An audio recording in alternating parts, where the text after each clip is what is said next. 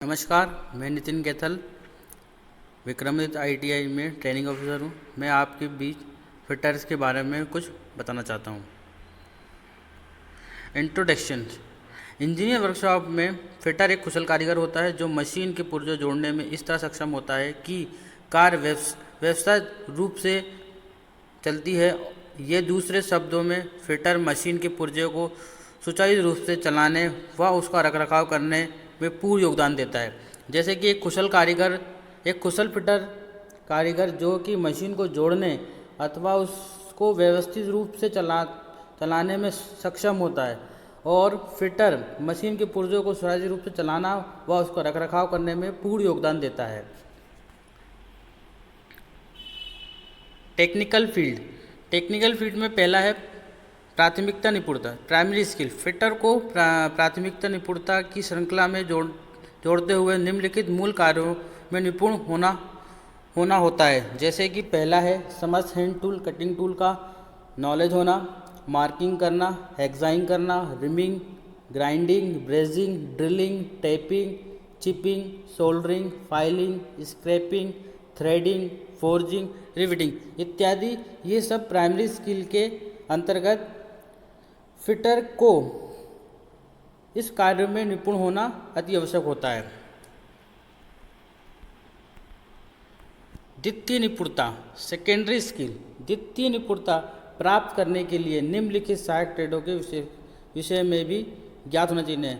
द्वितीय निपुणता में अन्य और भी विषय हैं जिसमें कि एक कुशल कारीगर को निपुण होना चाहिए। जैसे कि पहला है शीट मेटल, लोहागिरी, ब्लैक स्मिथी, वेल्डिंग, ऊष्मा उपचार, हीट ट्रीटमेंट। तीसरा पॉइंट उचित निपुणता, हाई स्किल। इस श्रृंखला में फिटर पूर्ण रूप से एक क्षेत्र में उचित निपुण या दल होता है। वह कारीगर उस व्यवसाय में पूर्णतः सफल हो जाता है। जैसे कि कई फिटर अगर किसी एक क्षेत्र में 5 से 10 साल का अनुभव प्राप्त कर लेता है तो वह उस क्षेत्र में पूर्ण निपुण हो जाता है। जैसे कि हाई स्किल के अंतर्गत जो भी फिटर है वह क्या होगा, एक ही क्षेत्र में 10 से 5 टाइप्स ऑफ फिटर। अब कितने प्रकार के फिटर होते हैं, अब इसके बारे में हम पढ़ेंगे। पहला होता है बेंच फिटर। बेंच फिटर को जनरल फिटर भी कहते हैं। बेंच फिटर अर्थात बेंच पर कार्य करना व फिटिंग करना। सेकंड पॉइंट, बेंच फिटर को हाथ से कार्य करना पड़ता है व हैंड टूलों की अत्यधिक प्रयोग करना पड़ता है। जैसे कि बेंच फिटर जो है उसको हाथ से भी वर्क करना पड़ता है और हैंड टूलों की मदद भी लेनी पड़ती है। तीसरा, बेंच फिटर को अधिकतर कार्य रेती से करना पड़ता है। इसके अतिरिक्त सूक्ष्म मापी यंत्रों का ज्ञान भी अनिवार्य रूप से होना चाहिए। बेंच फिटर अधिकतर प्रयोग बेंच में फाइल के द्वारा करता है और उसे सूक्ष्म मापी यंत्र का भी ज्ञान होना जरूरी है। दूसरा point, pipe fitting. Pipe fitting को प्लम्बर भी कहा जाता है। प्लम्बर का वर्क जो होता है घरों के पाइपलाइन को जोड़ना, गैस की पाइपलाइन की मरम्मत करना या अन्य कोई लाइनों का कार्य करके उसको मरम्मत करना। अत्यधिक पाइप फिटर के अंतर्गत कुशल रूप से उसका प्रयोग करना, उसे कहते हैं पाइप फिटर। तीसरा है फैब्रिकेशन फिटर। धातु की चादर को रिवेटिंग जोड़ने के अनुसार कई चीज़ों का निर्माण करना फैब्रिकेशन कहलाता है, और जो इनका निर्माण करता है उसे फैब्रिकेशन फिटर कहते हैं। धातु से बनी चीज़ों को जैसे कि रिवेट जोड़ को और अन्य कोई भी चीज़ को बनाने में फैब्रिकेशन के अंतर्गत, जैसे कि शीट से जुड़ा हुआ चीज़, टैंक्स, बाल्टी आदि या बॉक्स बनाना, ये सब फैब्रिकेशन फिटर के अंतर्गत आता है। चौथा, मेंटेनेंस फिटर।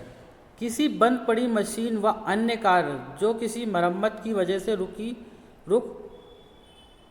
रुका हो और उसे दोबारा चालू करना हो, यह मेंटेनेंस फिटर के अंतर्गत आता है। और इस कार्य को करने वाले या मरम्मत करने वाले को मेंटेनेंस फिटर भी कहते हैं। मेंटेनेंस फिटर ये बंद पड़ी मशीन को चालू करना या उसकी मरम्मत कर देना ये सब मेंटेनेंस फिटर के अंतर्गत आता है।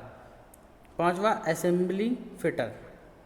किसी भी मशीन को अलग अलग पुर्जों को जोड़ना असेंबली फिटर कहते हैं। कोई से भी अलग अलग जो पार्ट्स होते हैं उसको मुख्य रूप से जोड़ना एक असेंबली फिटर का वर्क होता है। छठा, डाई फिटर। डाई के द्वारा कम समय पे अधिक उत्पादन तैयार किया जा सकता है। जैसे कि डाई का जहाँ प्रयोग किया जाता है वहाँ अधिकतम उत्पादन को तैयार करना।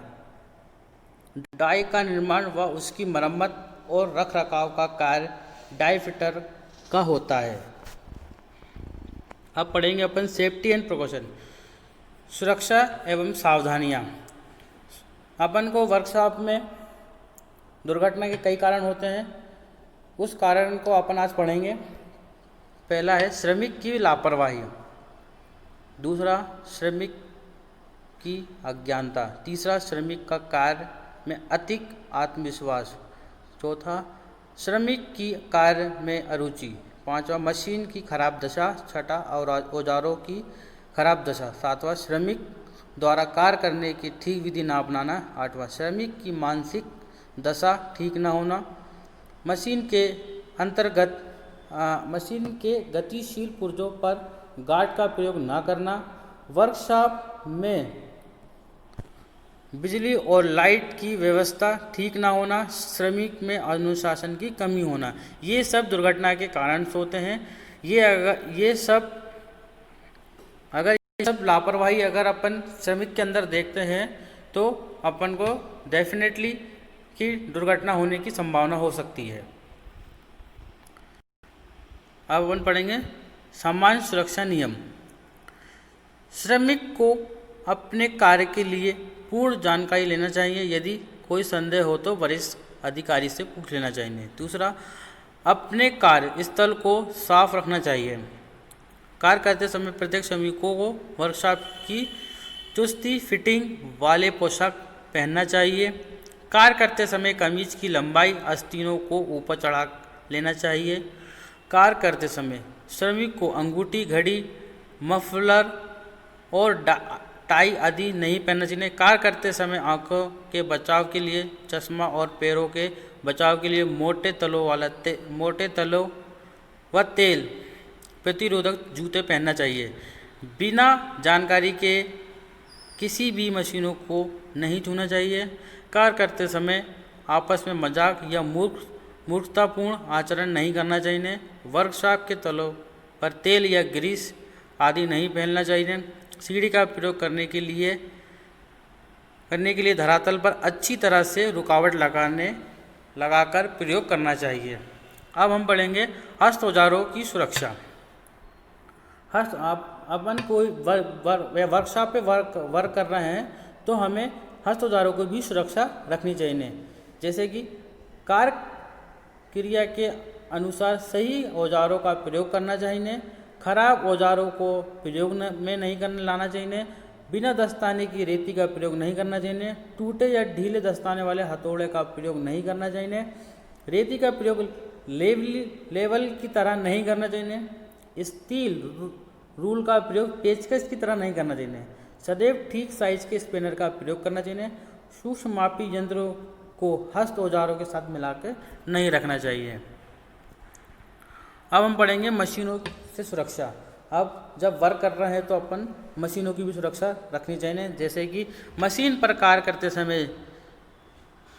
समय पहले यह जानकारी कर लेना चाहिए कि किसी बटन को चालू करना है और किस बटन को बंद करना है।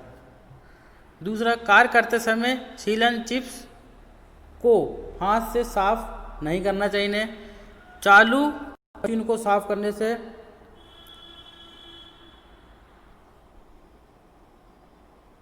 चालू मशीन को साफ करने का प्रयत्न नहीं करना चाहिए। यदि कार्य करते समय कुछ खराबी आ जाए तो मशीन को तुरंत बंद कर देना चाहिए। मशीन पर कार्य करते समय चश्मा पहनना आवश्यक है। अब बढ़ेंगे अपन भार उठाने की सुरक्षा। अपन कोई अधिक भार उठा रहे हैं तो उसको किस प्रकार से सुरक्षा से उठाना चाहिए। तो किसी भी बोझ को उठाने का प्रयत्न नहीं करना चाहिए जिससे कि शरीर की नसों पर तनाव आने की संभावना हो। उठाकर ले जाने वाला सामग्री को सुरक्षापूर्ण संचालन करने से कुछ कठिनाई अनुभव होने पर अपने साथी का सहायता मांग लेना चाहिए। सदैव उचित प्रकार के लिफ्टिंग डिवाइस का प्रयोग करना चाहिए। किसी वस्तु का स्थानांतरण करने से पहले रास्ते के फर्श पे फिसलने वाले भागों को साफ कर लेना चाहिए। बाधा उत्पन्न करने वाले पदार्थ को हटा देना चाहिए। अब अपन पढ़ेंगे आग की दुर्घटना सुरक्षा एवं सावधानियाँ। मतलब आग से दुर्घटना उसकी सुरक्षा सावधानी भी पढ़ेंगे। जैसे कि जिन पदार्थों को आग जल्दी पकड़ती है उसे अलग स्थान पर रखना चाहिए। वर्कशॉप में धूम्रपान नहीं करना चाहिए। कार्य करने वाले स्थान को अच्छी तरह से साफ रखना चाहिए। मशीन को साफ करने वाले कॉटन वेस्ट का प्रयोग में लाने के बाद एक बॉक्स में डालकर ढक्कन से बंद कर देना चाहिए। मध्यांतर के समय और शाम को वर्कशॉप बंद करते समय बिजली के बटन को ऑफ कर देना चाहिए। आग बुझाने के लिए वर्कशॉप में रेत और पानी भरी बाल्टी रखनी चाहिए। आग बुझाने के लिए फायर एक्सटिंग्विशर तैयार रखना चाहिए। यदि किसी कारणवश आग लग जाए तो वर्कशॉप की खिड़कियों और दरवाज़ों को बंद रखना चाहिए, जैसे कि ऑक्सीजन को कंट्रोल किया जा सके। यदि आग तेल से लगी हो तो उसे बुझाने के लिए रेत या मिट्टी का प्रयोग करना चाहिए। पानी का प्रयोग बिल्कुल नहीं करना चाहिए। यदि आग लकड़ी या कोयले में लगी है तो पानी का प्रयोग करना चाहिए। आग फैलना पर फायर ब्रिगेड को टेलीफोन करके उसकी सेवा प्राप्त की जा सकती है। अब पढ़ेंगे फर्स्ट एड, प्राथमिकता चिकित्सा। प्राथमिक चिकित्सा करते समय घायल व्यक्ति को देखकर घबराना नहीं चाहिए। सबसे पहला बात यह है कि अपन घायल व्यक्ति को देख के घबरा जाते हैं तो उसे घबराना नहीं चाहिए। दूसरा, प्राथमिकता चिकित्सा करते समय दुर्घटना के कारण की जानकारी कर लेना के बाद मशीन, बेस या बिजली के मेन स्विच को ऑफ कर देना चाहिए। जहां तक संभव हो घायल व्यक्ति को दुर्घटना स्थल से हटा देना चाहिए। घायल व्यक्ति को चारों ओर भीड़ नहीं लगाने देना चाहिए। घायल व्यक्ति को शारीरिक लक्षण के अनुसार ही प्राथमिकता चिकित्सा करनी चाहिए। यदि घायल व्यक्ति को रक्तस्राव हो रहा हो तो तुरंत रोकने का उपाय करना चाहिए। यदि दुर्घटनाग्रस्त व्यक्ति का कोई अंग छिल गया हो तो फट गया तो उससे टिंचर या आयोडीन या आवश्यकता अनुसार कोई अन्य दवा लगाकर डॉक्टर रुई के साथ पट्टी बांध देना चाहिए। यदि दुर्घटना अधिक बड़ी हो गई हो तो घायल व्यक्ति को तुरंत अस्पताल भेजने का प्रबंध करना चाहिए। Thank you.